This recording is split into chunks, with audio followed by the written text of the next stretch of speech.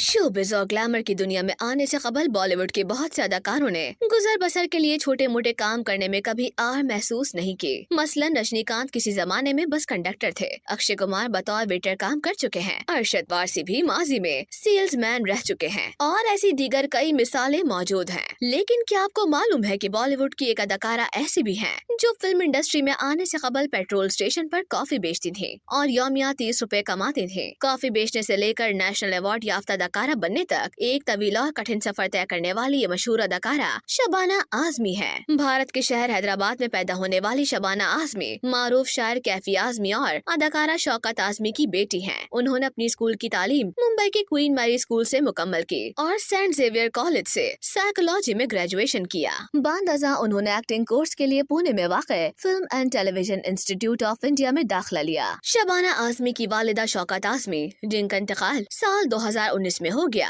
उन्होंने अपनी सवाने उम्री Kaif and I MMOA में लिखा कि किस तरह उनकी बेटी एक खुशहाल घराने में पैदा होने के बावजूद 30 रुपए यौमिया कमाने के लिए पेट्रोल पंप पर कॉफी बेचती थी। दरअसल शबाना आजमी अपने कॉलेज के जमाने में अपने खानदान की माली मुआवनत करना चाहती थी, इसलिए उन्होंने पेट्रोल पंप्स पर कॉफी बेचनी शुरू कर दी थी। शबाना आजमी ने 1974 में श्याम बेंगल की फीचर फिल्म अंकुर से बॉलीवुड में कदम रखा था। अदाकारा ने अपनी शानदार अदाकारी से नाजरीन के दिल जीत लिए और बेहतरीन अदाकारा का नेशनल अवार्ड भी हासिल किया। अपने डेब्यू के बाद अदाकारा ने 1983 से 1985 तक मुसलसल 3 साल अपनी 3 फिल्मों अर्थ, कंधार और पार के लिए बेहतरीन अदाकारा का अवार्ड हासिल किया। 1999 में उन्होंने गॉड मदर में शानदार अदाकारी के जौहर दिखाए और मुसलसल 5वां नेशनल अवार्ड जीत कर रिकॉर्ड कायम किया। अदाकारा को भारतीय हुकूमत ने 1998 में पद्मश्री और साल 2012 में पद्म भूषण से भी नवाजा। अदाकारा शबाना आजमी ने न सिर्फ इंडिपेंडेंट सिनेमा में बल्कि मेन स्ट्रीम फिल्म इंडस्ट्री में भी अपना नाम बनाया। वो उन चंद अदाकाराओं में से एक हैं जिन्होंने भारतीय सिनेमा इंडस्ट्री के बड़े सुपरस्टार्स के साथ काम किया। उनमें से एक राजेश खन्ना भी हैं, जिनके साथ उन्होंने 7 फिल्में की और इन दोनों के दरमियान गहरी दोस्ती भी थी। 70 की दिहाई में अदाकारा शबाना आजमी की अदाकार बेंजामिन गिलानी से मंगनी हुई, लेकिन ये रिश्ता उस वक्त टूट गया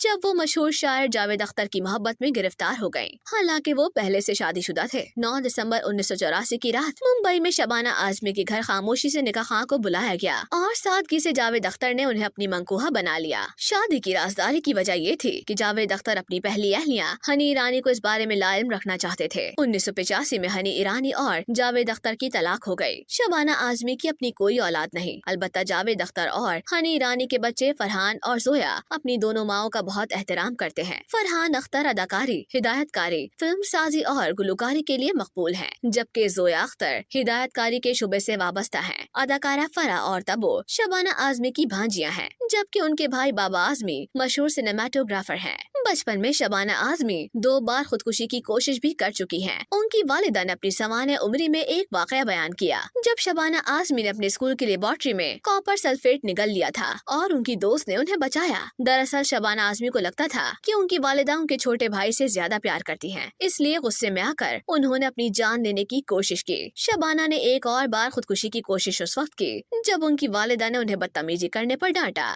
जिस पर बरहम होकर उन्होंने ट्रेन के सामने आकर खुदकुशी करने की कोशिश की। ताहम स्कूल के चौकीदार ने उन्हें बर वक्त बचा लिया। जिंदगी के तमाम नशेबो फराज से गुजरने के बाद आज शबाना आजमी का शुमार भारत की लेजेंडरी अदाकाराओं में होता है। शबाना आजमी को आखिरी बार करण जौहर की फिल्म रॉकी और रानी की प्रेम कहानी में रणवीर सिंह, आलिया भट्ट, जया बच्चन और धर्मेंद्र के साथ देखा गया था, जिसमें उनका धर्मेंद्र के साथ लिप लॉक सीन भी काफी मशहूर हुआ। ये फिल्म दुनिया भर में 300 करोड़ रुपए कमाकर सुपरहिट साबित हुई।